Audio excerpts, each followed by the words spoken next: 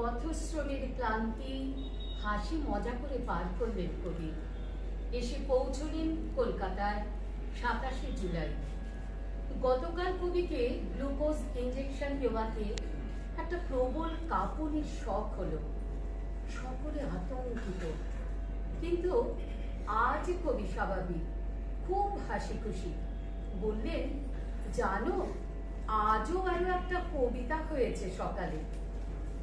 কি পাগলামো বলতো, প্রত্যেকবারই ভাবি এই বুঝি শেষ, কিন্তু তারপরে দেখি আবার একটা বেরোয়।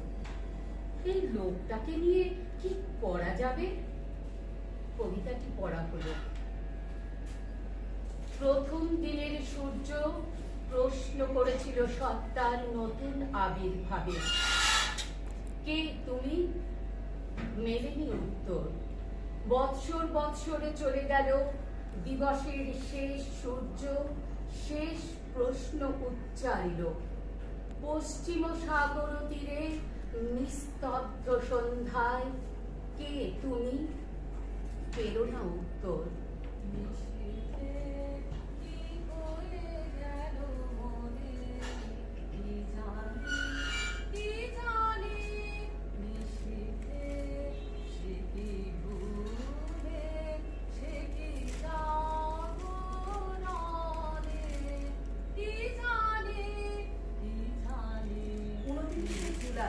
সারাদিন অপারেশনের কথা ভেবে ভেবে কবি বিমর্ষ। বলছে, এটা চুকে গেলেই বাঁচি। কি হে জ্যোতি, কবে দিন ঠিক হলো? আমাকে ঠিক করে বুঝিয়ে দাও, ব্যাপারটা কিরকম হবে, আমার কতখানি লাগবে? ডাক্তার বললে, যেমন ইঞ্জেকশন নিচ্ছেন তেমন একটু খোঁচা লাগবে। এমনও হতে পারে আপনি শুয়ে শুয়ে কবিতা বলে যাচ্ছেন, একদিকে ডাক্তারেরা অপারেশন করছেন।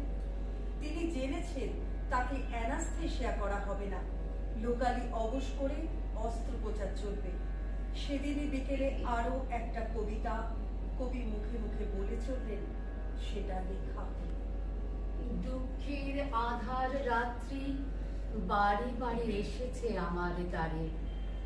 একমাত্র অস্ত্র তার দেখেছেন কষ্টের বিকিত ভান। ত্রাসের বিকট ভঙ্গি যত, অন্ধকারে ছলনার ভূমিকা তাহার। যতবার ভয়ের মুখোশ তার করেছি বিশ্বাস, ততবার হয়েছে অনর্থ পরাজয়। এই হার জিত খেলা জীবনের মিথ্যা এই কুহক। শিশুকাল হতে বিজড়িত পদে পদে এই বিভীষিকা। দুঃখের পরিহাস ভরা ভয়ের বিচিত্র চলচ্ছবি, মৃত্যুর নিপুণ শিল্প বিকীর্ণ আধারে। একই কাণ্ড, কলকাতা আসার বড় দুটো কবিতা হয়ে গেল।